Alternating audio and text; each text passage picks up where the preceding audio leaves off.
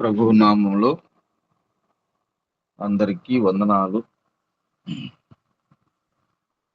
చిన్న ప్రార్థన చేసుకున్నాం. ప్రేమ గల తండ్రి, కృప కలిగిన రాజా, వందనాలు, స్తుతులు, స్తోత్రాలు దేవా.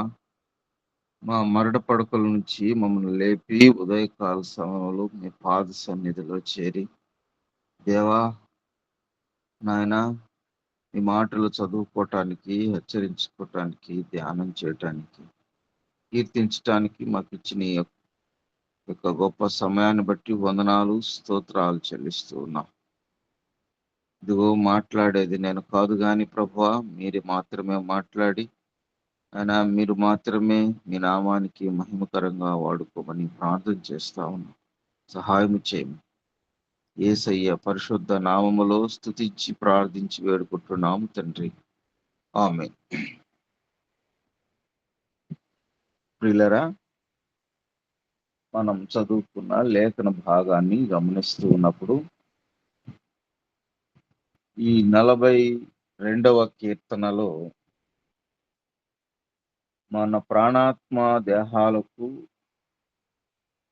లో ప్రవేశించేటటువంటి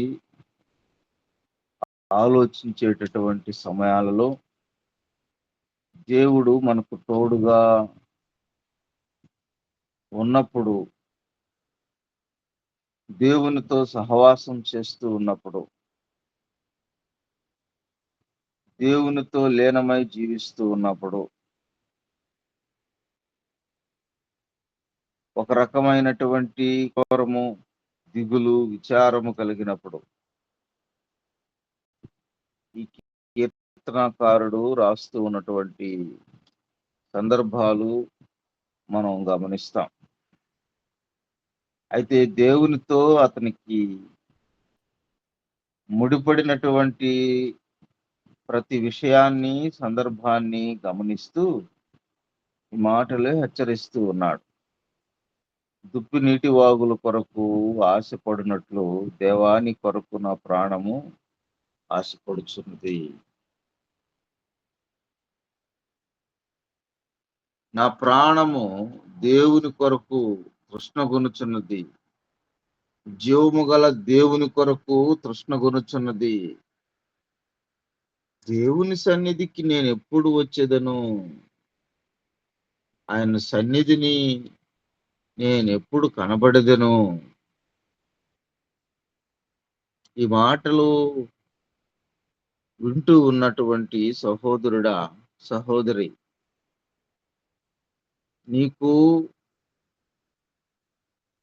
దేవునికి కలిగినటువంటి సంబంధాన్ని వివరణాత్మకంగా జ్ఞాపకం చేస్తూ ఉన్నది. దేవునితో సహవాసం చేయడానికి, దేవుని సాన్నిధ్యాన్ని కోరుకోవడానికి నీ ప్రాణము ఎలా ఆశపడుతూ ఉన్నదో, నీ ప్రాణము దేవుణ్ణి ఎలా వెతుకుతూ ఉన్నదో, ఇంకా చెప్పాలంటే నీ ప్రాణము దేవుడి మీద ఎలా నమ్మకం ఉంచిందో, ఆ రీతిగా ఈ మాటల యొక్క భావం మనకు అర్థమవ్వాలి. ఈ మాటల యొక్క భావం ఏంటి అంటే నమ్మకం, వెదుకుట, ఆశ కలిగి ఉండుట, దేవునితో ముడిపడినటువంటి ప్రతి సందర్భాన్ని గమనిస్తాం. జీవము గల దేవుని కొరకు తృష్ణ, దేవుని సన్నిధికి నేను ఎప్పుడు వచ్చేదను, ఆయన సన్నిధి నేను ఎప్పుడు కనపడదను. నా ప్రాణము దేవుని కొరకు తృష్ణ. దేవా, నీ కొరకు నా ప్రాణము ఆశపడుతూ ఉన్నది. ఈ మాటలు అర్థం చేసుకుంటూ ఉన్నప్పుడు, చదువుతూ ఉన్నప్పుడు దేవుని యొక్క పరిశుద్ధాత్మ ఆనందాన్ని, ఆత్మానందాన్ని అనుభవించటానికి సంతోషించగలిగిన వారమై ఉంటూ ఉన్నాం. మరి నీకు దేవుడు నీలో ఉన్నప్పుడు నీతో ఉన్నప్పుడు దేవుని స్వరూపమై నీవు మారిపోయినప్పుడు మరి మీకు దిగులెందుకు అన్నట్లుగా ఈ మాటలు గమనిస్తాం. మూడవ వచనాన్ని నీ దేవుడు ఏమాయనని వారు నిత్యము నాతో అనుచుండగా దివారాత్రులు నా కన్నీళ్లు నాకు అన్నపానములాయెను. జనసమూహముతో పండుగ చేయుచున్న సమూహముతో నేను వెళ్ళిన సంగతిని సంతోషము కలిగి స్తోత్రములను చెల్లించుచు నేను దేవుని మందిరమునకు వారిని నడిపించిన సంగతిని జ్ఞాపకము చేసుకొనగా నా ప్రాణము నాలో కరిగిపోవచ్చున్నది. బబులోను చెరలో ఇమిడిపోయినటువంటి ఇజ్రాయేలీలు విముక్తి పరిచినటువంటి విధానాన్ని ఇక్కడ కీర్తనాకారుడు జ్ఞాపకం చేస్తూ ఉన్నాడు. నేను దేవుని మందిరమునకు వారిని నడిపించిన సంగతిని జ్ఞాపకము చేసుకొనగా నా ప్రాణము నాలో కరిగిపోవచ్చున్నది. నేను ఎన్నిసార్లు చెప్పానో, ఏ విధముగా దేవుని మందిరానికి నడిపించానో, నేను ఎంత ఉపకారము చేశానో, ఇవంతా కూడా వారు గ్రహించలేక వాళ్ళేమంటున్నారు, నీ దేవుడేమాయనని వారు నిత్యము నాతో అనుచుండగా దివారాత్రులు నా కన్నీళ్లు నాకు అన్నపానములాయెను. విశ్వాసపు పరిమాణం సన్నగిల్లుతూ ఉన్నప్పుడు ఆ పరిమాణానికి తూట్లు పడుతూ ఉన్నప్పుడు దేవుణ్ణి వెదకటానికి, దేవుని మీద మరికొంచెం నమ్మకం ఉంచటానికి, దేవుని మీద ఆశపడటానికి తన ప్రాణముతో హెచ్చరిస్తూ ఉన్నటువంటి తన ప్రాణాన్ని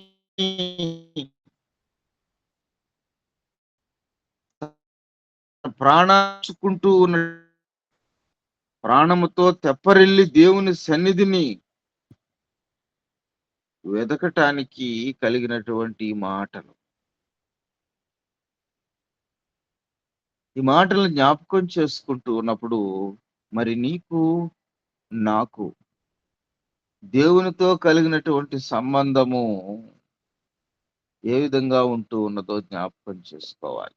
5వ వచనాన్ని చదువుతున్నాను. నా ప్రాణమా నీవు ఎలా కృంగి ఉన్నావు. ఒక వాక్యం చదువుతూ ఉన్నప్పుడు వాక్య భావాన్ని బట్టి చదవటం అనేది ఎంతో ధన్యకరమైనటువంటి విషయం. నాలో నీ వేళ తొందరపడుచున్నావు. దేవుని యందు నిరీక్షణయుంచుము. చూడండి, కీర్తనాకారుడు జ్ఞాపకం చేసేటటువంటి మాట.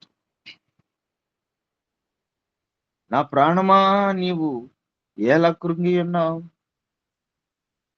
ఎందుకు కృంగడం? నాలో నీ వేళ తొందరపడుచున్నావు. కృంగిపోతూ ఉన్నావా? తొందరపడుతూ ఉన్నావా? అవసరమా నీకివి అని ఓదార్చుకుంటూ, సముదాయిస్తూ, తొందరపడకుండా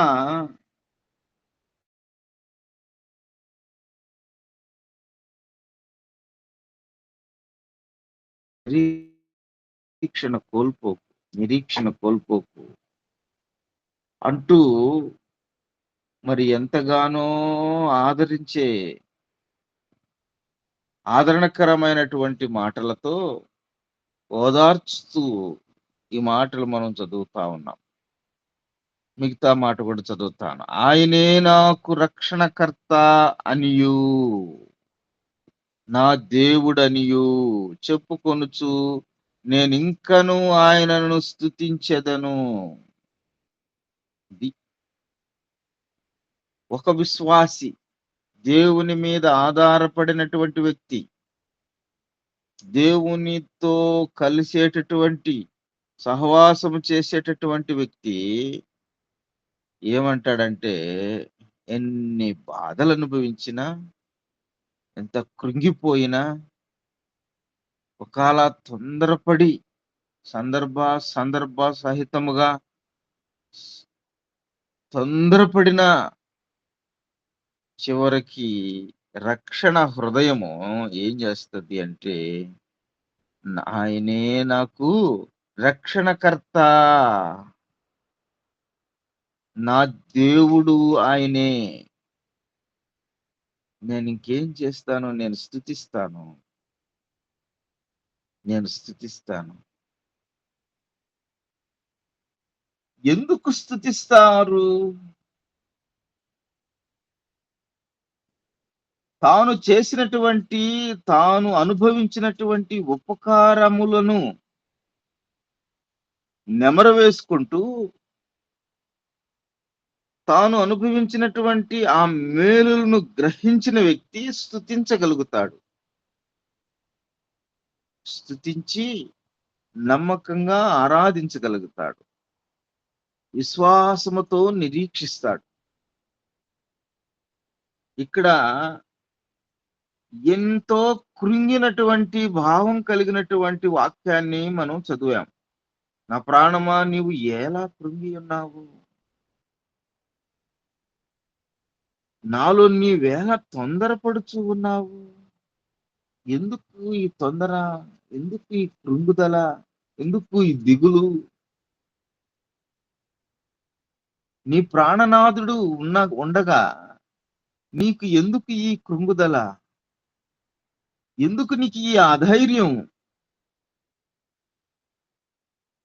నిరీక్షణ కోల్పోతూ ఉన్నావా? బలపడు. దేవుడు నీకున్నాడు. దేవుడు నీతో ఉన్నాడు. నీలో ఉన్నాడు. దేవుని పోలికలో ఉన్నావు. నా ప్రాణమా, దేవుని యందు నిరీక్షణించు. ఆయనే నీ రక్షణకర్త, ఆయనే నీ దేవుడు అని ఓదార్చుకుంటూ, సముదాయించుకుంటూ, బలపడుతూ, నిలబడుతూ, స్థిరపడుచు దేవుని స్తుతిస్తూ ఉన్నటువంటి ప్రాణం, దేవుని స్తుతిస్తూ ఉన్నటువంటి ప్రాణము ఈ కీర్తనాకారుడి యొక్క భావం. స్తుతించాలి. ఎప్పుడు? కృంగిపోయినప్పుడు స్తుతించాలి. తొందరపడుతూ ఉన్నానా అని స్తుతించాలి. నిరీక్షించే ప్రతి సందర్భంలో నువ్వు స్తుతించాలి. 11వ వచనాన్ని చదువుతాను. సేమ్ అదే మాట. నా ప్రాణమా నీవేళ కృంగియున్నావు, నాలో నీవేళ తొందరపడుచున్నావు. దేవుని యందు నిరీక్షణ ఉంచుము. ఆయనే నా రక్షణకర్త, నా దేవుడు. ఇంకను నేను ఆయనను స్తుతించెదను. కాబట్టి చివరిగా మానవుడు స్తుతించటం అనేది నేర్చుకోవాలి. ఎవరు స్తుతించగలరు అనే విషయాన్ని మనం జ్ఞాపకం చేసుకుంటూ ఉన్నప్పుడు, దేవుడు చేసినటువంటి ఉపకారాన్ని గ్రహించగలిగిన వాడు స్తుతిస్తాడు. దేవుడు చేసినటువంటి ప్రతి మేలులు అనుభవిస్తూ ఉన్నవాడు స్తుతిస్తాడు. నీవు స్తుతించలేకపోవటానికి కారణము దేవుని ఉపకారాన్ని మరిచిపోయిన వ్యక్తివి. జ్ఞాపకం చేసుకో. ఎన్ని కష్టాలు వచ్చినా, ఎన్ని కృంగుదల వచ్చినా, ఎంత అధైర్యపడినా నిరీక్షణ కోల్పోకు. ప్రాణమా, ప్రాణమా, ఒకాయన అంటున్నాడు, "నా ప్రాణమా తిను, త్రాగు, సంతోషించు. అనేక సంవత్సరాలకి నేనేం చేశాను, నా కొట్లు విప్పి సంపాదించి పెట్టినటువంటియన్నీ దాచిపెట్టి ఉన్నాను" అని విర్రవీగుతున్నాడు ప్రాణంతో. సుఖ సంతోషాన్ని అనుభవిస్తూ విర్రవీగుతూ ఉన్నాడు. ఈ విర్రవీగుతూ ఉన్నటువంటి వాడిని ఈ విర్రవీగుతున్నటువంటి వాణ్ణి మనసును గ్రహించినటువంటి దేవుడు, "వెర్రోడా, వెర్రివాడా, ఈ రాత్రికే నీ ప్రాణాన్ని తీసుకుంటా ఉండాలి. నువ్వు సంపాదించిందంతా ఎవరి కోసం?" ఈడు స్తుతించే వ్యక్తి కాదు. ఆరాధించే వ్యక్తి కాదు. దేవుని ఉపకారాన్ని ఏమాత్రం గ్రహించినటువంటి వ్యక్తి కాదు. తను, తన కుటుంబము, తన మనుమలు, తన మనమ సంతానము, తన వంశము అన్నట్టుగా జీవిస్తూ ఉన్నటువంటి ఒక శరీరానుసారి అపవాది క్రియలను జరిగించేటటువంటి ఒక వ్యక్తి. అపవాది తంత్రాలకు లోనైనటువంటి వ్యక్తి. ప్రార్థన విజ్ఞాపనలు ఉండవు. నిరీక్షణ విశ్వాసములు ఉండవు. ప్రేమ అభిమానాలు ఉండవు. స్వార్థముతో, కుట్రతో, కుతంత్రాలతో చెడిపోయినటువంటి వ్యక్తి. కాబట్టి జ్ఞాపకం చేసుకోవాలి. విశ్వాసి యొక్క ప్రాణము కృంగిపోయినా, కృంగిపోయినా లేదా తొందరపడినా నిరీక్షణ కోల్పోకుండా నా రక్షణకర్త, నా దేవుడు, నా రక్షణకర్త, నా దేవుడు అని చెప్పుకుంటూ నేనింకేం చేస్తాను? నా దేవుడు నాకున్నాడు గనుక నేను ఆయనను స్తుతిస్తాను. ఇంకా చెప్పాలంటే కీర్తిస్తాను అన్నాడు. స్తుతించటం, కీర్తించటం ఒక భావంతో కూడినటువంటి పదాలు. కీర్తించేది ఇప్పుడు సంతోషము కలిగినప్పుడు.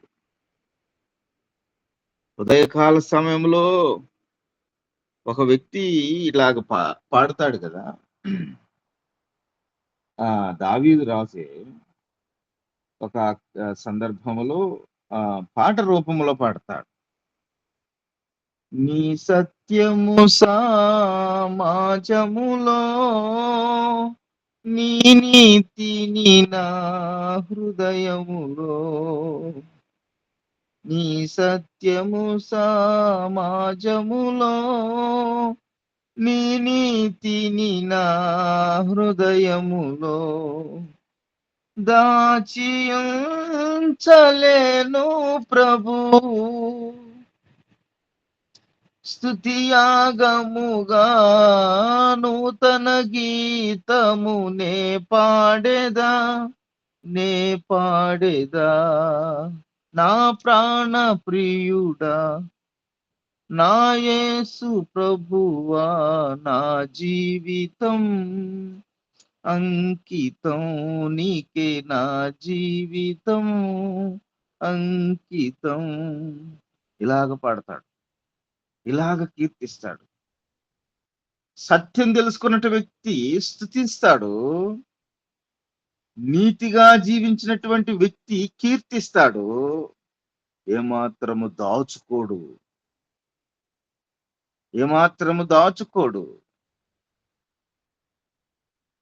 నీతిమంతుడైనటువంటి యోసేపు అనేకమైన సంవత్సరాలకి ధాన్యాన్ని దాచిపెట్టాడు తన ప్రజలకు. దాచిపెట్టినటువంటి ఆ యొక్క ధాన్యము కరువు ప్రాంతములో అనేకులకు ఉపయోగపడింది. దాచిపెట్టినటువంటి ఈ యొక్క ధనవంతుని యొక్క ధాన్యము అనుభవించకుండా చనిపోయాడు. అపవాది క్రియలకు లోబడినటువంటి వ్యక్తి అంతే. స్తుతించలేడు, కీర్తించలేడు, దేవుణ్ణి ఆరాధించలేడు. ప్రాణం పోగొట్టుకుంటాడు చివరికి. నీతిమంతుడు అనేకమైన ప్రాణాలని కాపాడుతాడు. సత్యాన్ని సమాజంలో చెప్పకుండా ఉండలేడు. ఎందుకు అంటే అతను సత్యములో జీవిస్తూ ఉన్నాడు. సత్యాన్ని అనుసరిస్తూ మార్గంలో ఉంటూ ఉన్నాడు. కనుక తాను పొందినటువంటి సత్యం, తాను అనుభవించినటువంటి సత్యం, తాను ఆ సత్యము వలన స్వతంత్రుడుగా మారినటువంటి ఆ జీవితం, ఆ సత్యాన్ని నిజముగా ప్రకటిస్తాడు, నిశ్చయముగా ప్రకటిస్తాడు. ప్రకటించకుండా మానడు. ఆ సత్యమే మన ప్రభు అయిన క్రీస్తు జీవితం. అది పరిశుద్ధమైన జీవితం. అది పాపులలో చేరక ప్రత్యేకమైనటువంటి జీవితం. పాపిని రక్షించిన జీవితం, పాపిని ఓదార్చిన జీవితం, పాపిని క్షమించినటువంటి జీవితం. ఆ జీవితాన్ని స్వీకరించినటువంటి విశ్వాసి ఆ జీవిత సత్యాన్ని చెప్పకుండా మానడు అనే విషయాన్ని గుర్తించుకోవాలి. నీ నీతిని నా హృదయములో దాచి ఉంచలే. కాబట్టి దేవుడు నేర్పించినటువంటి నీతిని తన జీవితం ద్వారా ప్రదర్శిస్తూ ఉంటాడు. యోసేపు వలె పంచుతాడు, యోసేపు వలె దాచిపెడతాడు, యోసేపు వలె అనేకులకు ఆశీర్వాదకరంగా మారతాడు. నా సహోదరుడా, నా సహోదరి, నీకెందుకు కృంగుదల? నీకెందుకు తొందర? దేవుని యందు నిరీక్షణ ఉంచు, దేవునిని స్తుతించు. నేను ఆయనను స్తుతిస్తా. ఎన్ని బాధలు వచ్చినా స్తుతిస్తారు, ఎన్ని ఇరుకులు వచ్చినా స్తుతిస్తారు. దేవుడు ఇచ్చాడు, దేవుడే తీసుకున్నాడు, ఆయనకే మహిమ, ఘనత, ప్రభావములు కలుగునుగాక అన్నాడు యోబు గారు. ఇలాంటి సర్వసత్యములోకి నడిపించినటువంటి వ్యక్తులు స్వతంత్రులుగా జీవిస్తారు, స్వాతంత్రము కలిగినటువంటి వ్యక్తులుగా జీవిస్తారు. జ్ఞాపకం చేసుకోవాలి. ఎన్ని మాటలు చదివినా అంతే, ఇంతసేపు చెప్పుకున్నా ఇంతే. మన ప్రభు అయిన యేసుక్రీస్తు వారు శిలువ మరణము పొందున్నప్పుడు జ్ఞాపకం చేస్తాడు, నా ప్రాణము మరణమైనంత దుఃఖము పొందుచూ ఉన్నది అంటాడు కదా. చూడండి 26వ అధ్యాయంలో, మత్తయి సువార్త 26వ అధ్యాయంలో ఆ మాట అంటాడు. 26వ అధ్యాయము 38వ వచనం.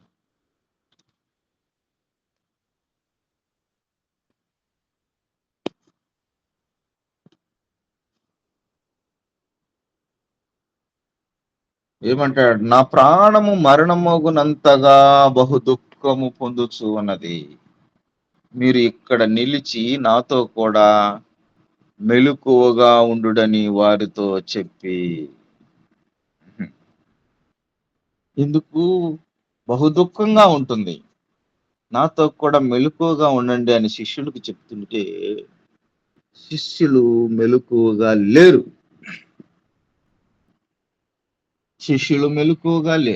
నిద్రపోతూ ఉన్నారు, అలసట పొందుతూ ఉన్నారు. యేసుక్రీస్తు ప్రభు దుఃఖపడుతూ ఉన్నాడు, అయినా ధైర్యముగా ఉంటూ ఉన్నాడు. యోహాను సువార్తలో 12వ అధ్యాయములో ఈ మాటలు మనం గమనిస్తాం. 12వ అధ్యాయము 27వ వచనంలో, 12:27వ వచనంలో ఏమంటున్నాడంటే,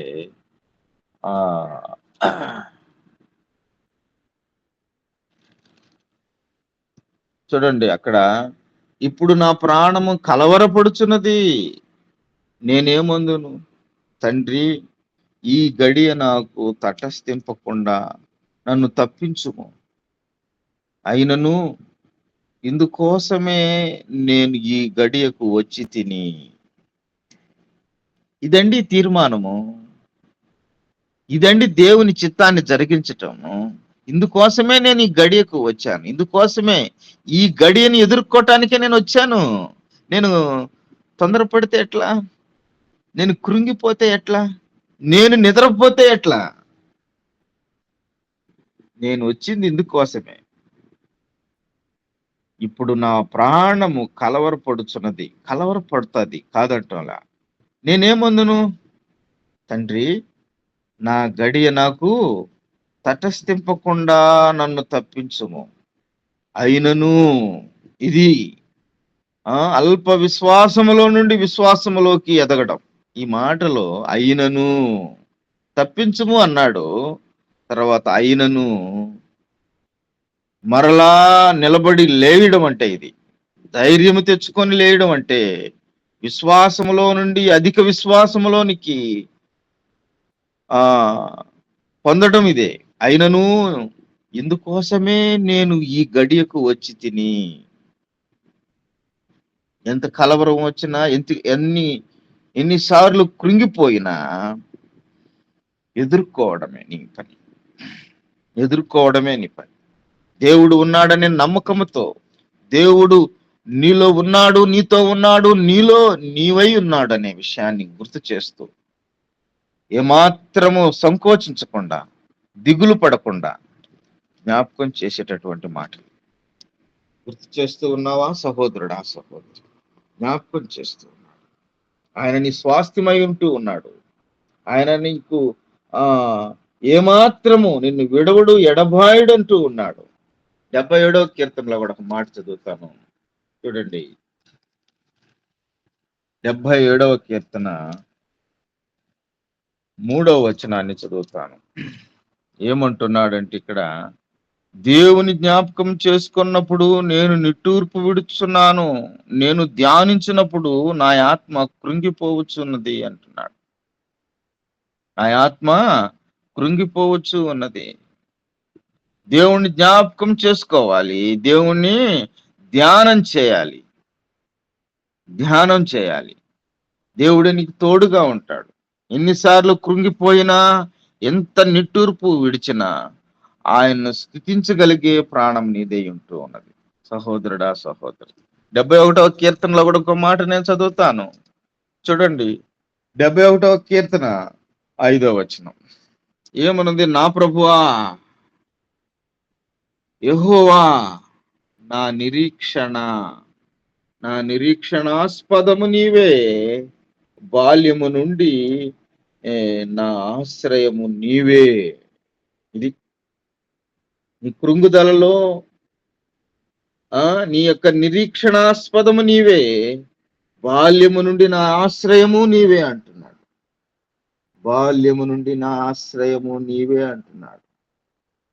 సహోదరుడా, సహోదరి, నిరీక్షణ కోల్పోవద్దు అంటూ ఉన్నాడు. ఇంకో మాట నేను చదువుతాను. ఈ మాటలు చదువుతూ ఉన్నప్పుడు గ్రహించి వాటిని మరలా నెమరు వేసుకోవటానికి మనకు వీలవుతుంది. విలాప వాక్యంలో 3వ అధ్యాయంలో ఒక మాట జ్ఞాపకం చేస్తాను. 24వ వచనంలో, యెహోవా నా భాగమని నేను అనుకొనుచున్నాను, ఆయన యందు నేను నమ్మిక ఉంచుకొనుచున్నాను. యెహోవా నా భాగమని నేను అనుకొనుచున్నాను, ఆయన యందు నేను నమ్మిక ఉంచుకొనుచున్నాను. ఆయన నీ నమ్మకం అయి ఉండాలి. ఆయన నీ భాగమైపోయి ఉండాలి. నీ రక్షణ నిశ్చయత నీ జీవితం యొక్క స్వాస్థ్యాన్ని బట్టి, నీ జీవితం యొక్క పరిమాణాన్ని బట్టి, నీ జీవితం యొక్క గుణ లక్షణాలను బట్టి ఈ భాగము, ఈ స్వాస్థ్యము, ఈ నమ్మిక ఉంటూ ఉన్న విషయాన్ని జ్ఞాపకం చేస్తూ ఉన్నాడు. ఏమంటూ ఉన్నాడు? శ్రేష్టమైనటువంటి మాటలతో ఆదరిస్తూ ఉన్నాడు. శ్రేష్టమైనటువంటి మాటలతో జ్ఞాపకం చేస్తూ ఉన్నాడు. ఆయన భాగము, ఆయనలో దేవుడు నీకు భాగమై ఉన్నాడా? ఆయనలో నీవు భాగమైపోయి ఉన్నావా? స్వాస్థ్యముగా ఉన్నావా? ఆయనే నీ జీవిత పరమార్థమని నువ్వు అలాంటి నమ్మకముతో ఉన్నావా? నిరీక్షణ కోల్పోతూ ఉన్నావా? అందుకనే అంటాడు, నా ప్రాణమా నీవేళ కృంగి ఉన్నావు, కృంగవద్దు. నా ప్రాణమా నీవేళ తొందరపడుతూ ఉన్నావు. ఏమాత్రం తొందరొద్దు. దేవునియందు నిరీక్షణ ఉంచు. ఆయనను నేను ఇంకను స్తుతించెదను. ఇంకను స్తుతించెదను. స్తుతించగలిగినటువంటి వ్యక్తి దేవునిలో ఉన్నాడు. స్తుతించి ఆరాధించగలిగినటువంటి వ్యక్తి దేవునితో ఉన్నాడు. దేవుని భాగమై ఉంటూ ఉన్నాడు. నమ్మకమై ఉంటూ ఉన్నాడు. జ్ఞాపకం చేసుకోవాలి నా సహోదరుడా. అలాంటి ఆశ కలిగి ఉండాలి. దుప్పి నీటి వాగుల కొరకు ఆశపడినట్లు నా ప్రాణము దేవుని కొరకు ఆశపడుతూ ఉన్నట్లుగా నా ప్రాణము దేవుని కొరకు తృష్ణ గొనుచూ ఉన్నది అంటూ ఉన్నాడు. జీవము గల దేవుని కొరకు తృష్ణ గొనుచూ ఉన్నది అంటున్నాడు. దేవుని సన్నిధికి నేను ఎప్పుడు వచ్చేదను, ఆయన సన్నిధి నేను ఎప్పుడు కనబడదను అంటూ ఉన్నాడు. ఇలాంటి మాటలతో, ఇలాంటి గుణ లక్షణాలతో, ఇలాంటి జీవితాన్ని దేవుని నామ మహిమార్థముగా జీవించటానికి నిన్ను కోరుకుంటూ ఉన్నా. అందుకని ఆయన బలియాగాన్ని నీ కొరకు, నీ కోసం మరణించి, నీ కోసం ప్రాణం పెట్టి, నీ కోసం మరణించి తిరిగి లేచి నీ కోసం ఆహుతి అయి తిరిగి లేచి ఆయన తిరిగి రానై ఉన్నాడు. ఆ నిరీక్షణ కోల్పోకుండా దేవుని కొరకు మనమందరూ బ్రతకటానికి దేవుడు కోరుకుంటూ ఉన్నాడు. దేవుడి వాక్యాన్ని దీవించి ఆశీర్వదించును.